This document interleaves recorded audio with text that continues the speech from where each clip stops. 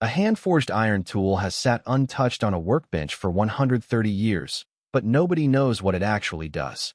Deep in rural Tennessee, Pennsylvania, and Ohio barns, these mysterious implements gather dust, their original purpose lost to time.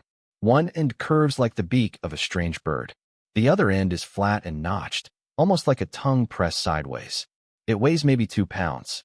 There are no instructions stamped on it. There is no brand name anyone would recognize today. But if you had walked into any serious workshop between 1840 and 1900, any craftsman worth his salt would have known exactly what it was for, and he would have reached for it almost every single day. Take a good look. Do you know what this is? Most people have no idea. And by the end of this, you just might wish it had never been forgotten. We are going to start with the reveal of that strange curved tool, and then we are going to travel through some of the most ingenious, most overlooked, most quietly essential tools that ever graced an American workshop. Tools that built houses and barrels and wagons and furniture. Tools that were passed from father to son and then simply stopped being passed down. Let us begin. That curved iron tool is called a drawknife, and while some folks have heard the name, most have never seen one work the way it was meant to be worked.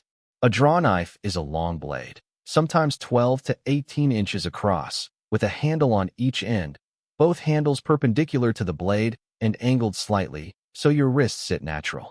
The craftsman would clamp a piece of green wood into a shaving horse, a low wooden bench with a foot-operated clamp, and then draw that blade toward himself in long, controlled strokes, peeling curls of wood as clean and thin as apple skin. Wheelwrights used it to shape spokes. Chairmakers used it to rough out legs and rungs. Coopers used it to bevel the edges of barrel staves before fitting them together. It was fast, it was precise, and in the hands of someone who knew it, it was almost musical, the rhythmic whisper of iron through fresh wood, curl after curl falling to the dirt floor. The drawknife faded not because it was outclassed, but because the wood trades themselves shrank. Mills started delivering pre-dimension lumber. The shaving horse went first, and the drawknife went with it. Not far from where the drawknife hung on its peg, you would almost certainly have found a wooden-handled tool called a scratch-awl, but the one we are talking about here is a very specific cousin of it, the bradawl. The bradawl looks almost too simple to be important. It is a short steel rod, sharpened not to a needle point but to a flat, chisel-like tip, set into a wooden handle. Before you drove a small nail or a brad into hardwood, you pressed that flat tip against the grain and twisted it back and forth. It did not drill a hole so much as compress and push the wood fibers aside. This mattered enormously because hardwood splits when you drive a nail without a pilot, especially near an edge. Cabinet makers in the 1800s kept a brad all tucked behind one ear the way a carpenter today might keep a pencil. It was the difference between a clean joint and a cracked one. The brad all did not disappear because we stopped nailing wood. It disappeared because we started pre-drilling with electric drills that make the task effortless. But there is still something almost meditative about that old twist-and press motion. It asked you to feel the wood before you committed to it. Here is something a little different. Step out of the woodshop and into the cooperage, the barrel maker's workshop, which in the 1800s was one of the most vital trades in all of America. Everything traveled in barrels. Flour, salt pork, whiskey, nails, gunpowder, tobacco. And the cooper's most essential finishing tool was something called a croze. A croze looks a little like a stubby wooden plane with a curved sole and a small cutter set at an angle. The cooper would run it around the inside of a nearly finished barrel to cut a continuous groove near each end, called the croze groove, into which the circular head, the flat top or bottom of the barrel, would be seated and locked. The fit had to be perfect. Too loose, and the barrel leaked. Too tight, and it cracked under pressure. A skilled cooper could run a croze around a barrel head in under a minute, and the groove it left was clean and consistent every time. When metal drums, tin cans, and cardboard boxes took over the shipping trade in the late 1800s and early 1900s, the cooperage died, and the croze went with it. Today you can find them in antique shops for a few dollars, and almost nobody knows what they are looking at. Did your grandfather have something like this in his shed? A tool you picked up as a kid, turned over in your hands, and could not make sense of? Tell me below. I have a feeling the comments on this video could fill a whole second episode. Let us keep going. This next one comes from the blacksmith shop, and it is called a hardy. The hardy is not the whole tool. It is the cutting attachment. It is a square-shanked chisel, made of hardened steel, that drops down into the square hole in the top of the anvil, called the hardy hole, so it stands upright with its cutting edge facing skyward. The blacksmith would lay a piece of hot iron across it and strike down with a hammer, and the hardy would cut through the glowing metal cleanly, and without the blacksmith needing a second person to hold a chisel. It was a one-man solution to a two-man problem. Simple, elegant, and made to last as long as the anvil itself.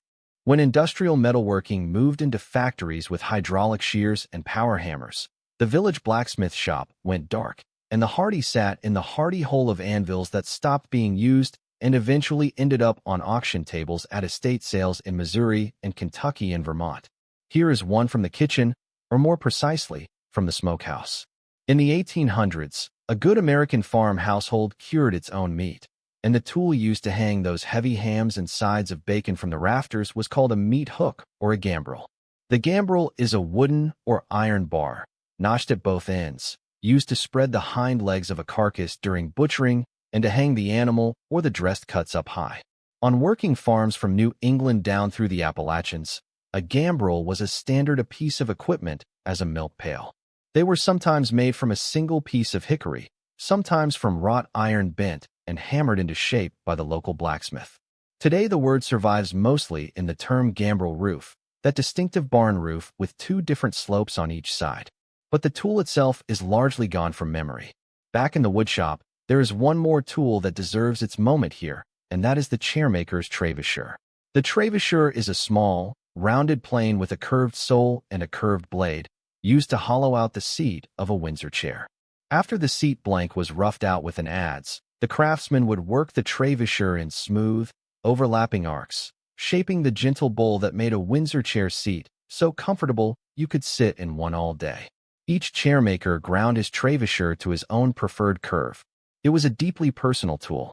The hollow it made was not a formula, it was a signature. When factories began pressing chair seats from steam-bent plywood and later from molded plastics, the travisher had no role left to play. They survive today mostly in the hands of collectors and the small, but devoted community of traditional Windsor chairmakers who still work entirely by hand. And then there is the marking gauge, the froe, the bung starter, the cooper's joiner plane stretching 6 feet long and mounted upside down on its own legs, so the craftsman drew the stave across the blade rather than pushing the plane across the wood. Every one of these tools tells the same quiet story. Someone thought hard about a problem. They made something clever with their hands. They passed it on. And then, one generation, it simply was not passed on anymore. The workshops are quieter now. The sawdust has long settled. But if you run your hand along the handle of one of these old tools, you can still feel the shape of the hands that came before yours. That worn spot in the wood. That particular angle on the grip. Somebody put that there over years of mornings, years of honest work, years of making things that lasted. These tools built this country, and we let them fade. Hit subscribe so they are not forgotten, and tell me below if your family owned one.